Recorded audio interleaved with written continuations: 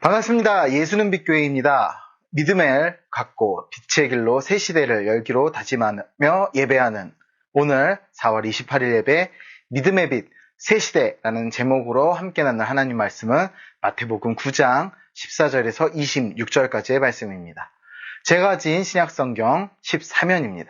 함께 본문 말씀 보겠습니다. 신약성경 복음서에 있는 마태복음 9장 14절에서 26절까지의 말씀입니다. 하나님의 말씀에 경청하십시오.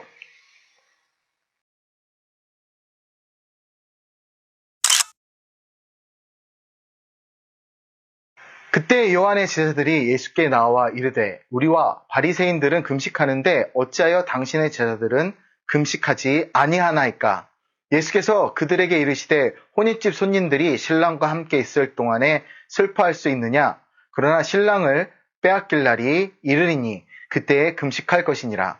생백 조각을 낡은 옷에 붙이는 자가 없나니 이는 기운 것이 그 옷을 당겨 헤어짐이 더하게 되며 새 포도주를 낡은 가죽 부대에 넣지 아니하나니 그렇게 하면 부대가 터져 포도주도 쏟아지고 부대도 버리게 됨이라.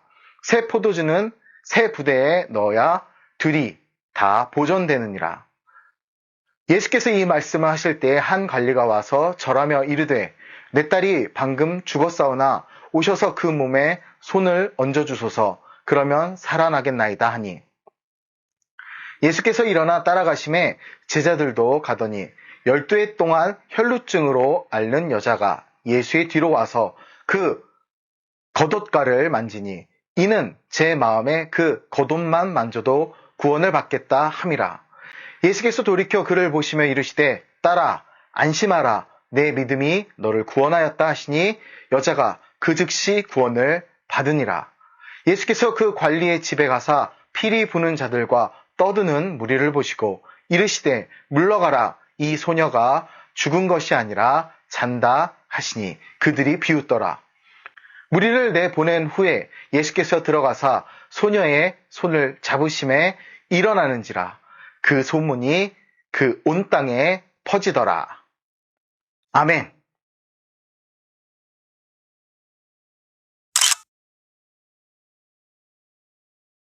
마태복음 9장 9절에서 13절까지의 절에서는 마태는 세리와 죄인들과 함께 식사하시는 예수님의 모습을 아주 섬세하게 그려냈습니다. 이어지는 14절부터 17절에 걸친 9절에서는 금식에 관한 논쟁이 펼쳐지며 예수님과 함께 있는 이들이 왜 금식하지 않는지에 대해 설명합니다. 이는 혼인잔치가 이미 시작되었기 때문입니다. 이러한 잔치는 구원의 기쁨을 누릴 수 있는 특별한 시간으로 여기서 진정한 기쁨과 구원의 의미를 찾아볼 수 있죠. 그렇다면 구원잔치에서 기쁨을 누릴 자는 과연 누구일까요? 이 질문에 대한 답은 마태가 기록한 복음의 깊은 뜻을 통해 찾아볼 수 있습니다. 이 잔치는 단순한 모임이 아니라 예수님께서 이 땅에 계실 때 이미 시작된 하나님 나라의 축제입니다.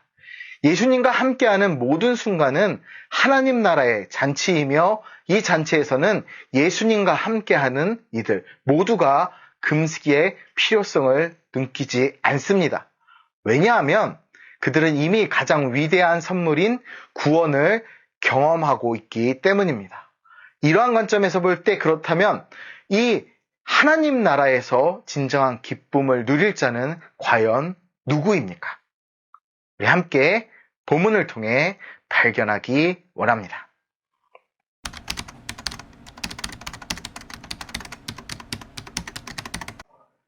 요한의 제자들이 예수님께 다가와서 한 가지 의문을 제기합니다. 우리와 바리새인들은 금식하는데 당신의 제자들은 왜 금식하지 않습니까? 라는 질문이죠. 이는 당시 유대 사회에서 금식이 얼마나 중요한 종교적 의무였는지를 보여줍니다. 율법은 대속죄일에 금식을 명령했으며 유대인들은 이 외에도 일주일에 2번 모세가 시내산을 올랐던 날과 내려왔던 날을 기념하여 월요일과 목요일에 금식을 실천했습니다. 이런 날에는 음식뿐만 아니라 물조차도 섭취하지 않았으며 특히 건기에는 이 금식을 더욱 엄격하게 지켰지요. 그러나 예수님과 그의 제자들은 이러한 금식을 실천하지 않았습니다. 이에 대해 요한의 제자들이 이의를 제기하자 예수님은 혼인집 비유를 통해 응답하셨습니다. 혼인, 곧 결혼.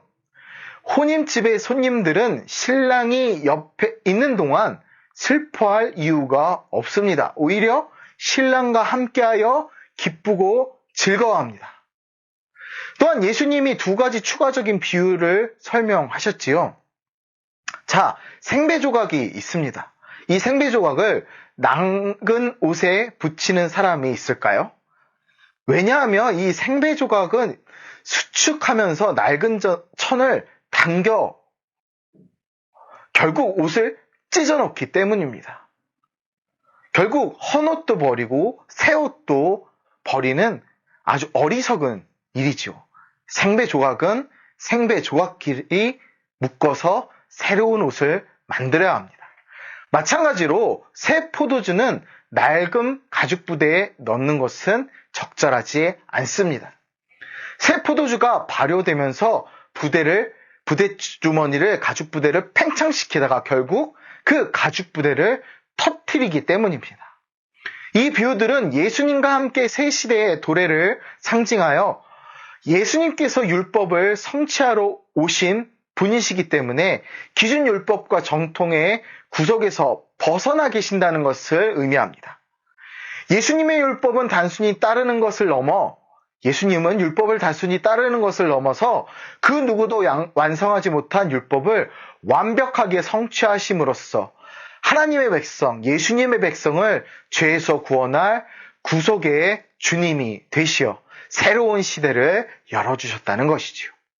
우리는 바로 그 예수님을 따르는 그리스도인입니다.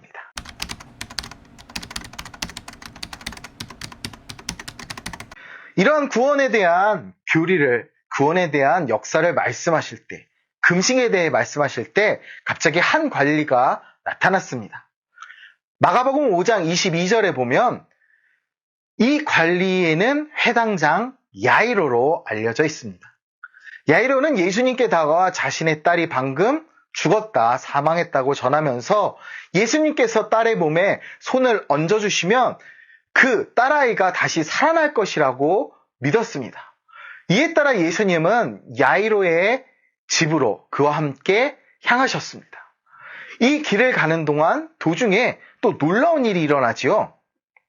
혈루증을 오랫동안 앓았던, 고통받던 여인이 예수님의 겉옷의 가장자리를 만졌습니다. 예수님은 그 여인의 행동을 눈치채셨고 어떻게 말씀하시죠? 네 믿음이 너를 구원하였다 라고 말씀하셨습니다. 여인의 행동은 단순한 접촉 이상의 의미가 있었습니다. 마태복음 9장 21절에 따르면 여인은 예수님의 겉옷만 만져도 구원받을 것이라고 마음속에 확신을 갖고 있었습니다. 이에 그녀의 믿음이 순간적인 감정의 발로가 아닌 지속적인 확신에서 비롯된 것임을 나타냅니다. 예수님은 이러한 확고한 믿음을 가진 여인을 치유하신 뒤 계속해서 야이로의 집을 향하셨습니다. 자, 그곳에 도착하신 예수님은 주변 사람들에게 뭐라고 말씀하셨지요? 소녀가 죽은 것이 아니라 잔다라고 말씀하셨습니다. 그리고 어떻게 하셨죠? 소녀의 손을 잡으셨습니다. 그 순간 소녀는 일어나 일으키셨을 때 걷기 시작했습니다.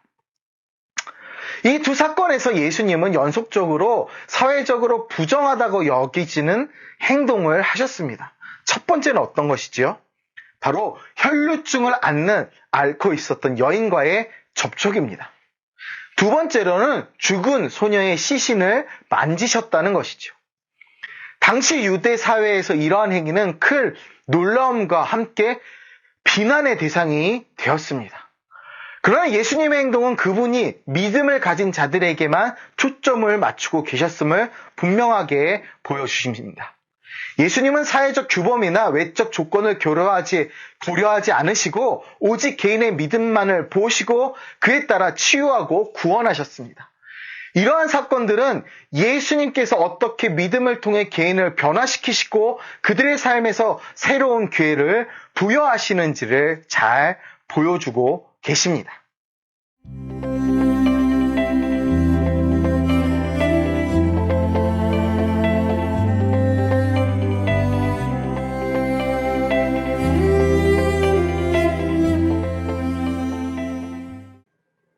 우리가 잘 알고 있는 성 어거스틴은 이렇게 말했습니다. 믿음은 아직 눈에 보이지 않는 것을 믿는 것이며 이 믿음에 대한 보상은 당신이 믿은 대로 보게 된다는 것입니다. 이러한 말은 혈루증 걸린 여인과 회당장 야이로의 이야기에서 깊은 의미를 찾을 수 있습니다. 이 두 인물은 눈에 보이지 않는 믿음의 힘을 통해 각각 병의 치료와 사망에서 부활이라는 놀라운 영광을 경험하였습니다. 그들의 이야기는 우리에게 믿음의 중요성을 강하게 일깨워줍니다. 이러한 믿음은 단순히 결과를 기다리는 수동적인 태도가 아닙니다. 오히려 그것은 적극적인 신뢰와 의지를 바탕으로 한다는 것을 우리는 이 사례들을 통해서 이 이야기를 통해서 배울 수 있습니다. 예수님과 함께하는 새로운 시대, 즉 하나님의 나라에서 신랑 되신 예수님을 맞이할 수 있는 유일한 방법은 이러한 믿음을 갖는 것입니다. 그리고 이 믿음은 실제로 우리의 현실을 변화시킬 수 있는 힘을 갖고 있습니다. 믿음은 눈에 보이지 않는 것들을 확신하고 그 결과로 눈에 보이는 변화를 맞이하는 과정입니다. 혈루증 걸린 여인은 자신의 병이 치료될 것이라는 믿음을 가졌고 회당장 야이로는 딸이 죽음에서 다시 살아날 것이라는 믿음을 가졌습니다. 이들의 믿음은 각각 예수님의 치유와 기적으로 이어졌으며 이는 하나님 나라에서 믿음의 역할이 얼마나 중요한지를 보여주며 구원으로 이어진 결과를 나타냅니다. 결론적으로 우리가 직면한 모든 도전과 고난 속에서도 믿음을 통해 우리는 승리할 수 있습니다. 믿음을 통해 우리는 아직 보이지 않는 것들을 확신하고 그것이 실현되는 것을 경험할 수 있습니다. 이는 단순히 영적 차원에서뿐만 아니라 우리의 일상생활 속에서도 깊은 영향을 미칩니다. 따라서 믿음을 가진 자만이 새로운 시대를 열고 신랑 되신 예수님을 진정으로 맞이할 수 있습니다. 이러한 믿음의 힘은 우리에게 큰 영감을 주며 우리의 삶을 변화시킬 수 있는 원동력이 됩니다. 우리에게 주신 구원, 그 구원에 대한 믿음으로 우리 큰 승리의 길을 가길 축복하고 기도합니다. 감사합니다.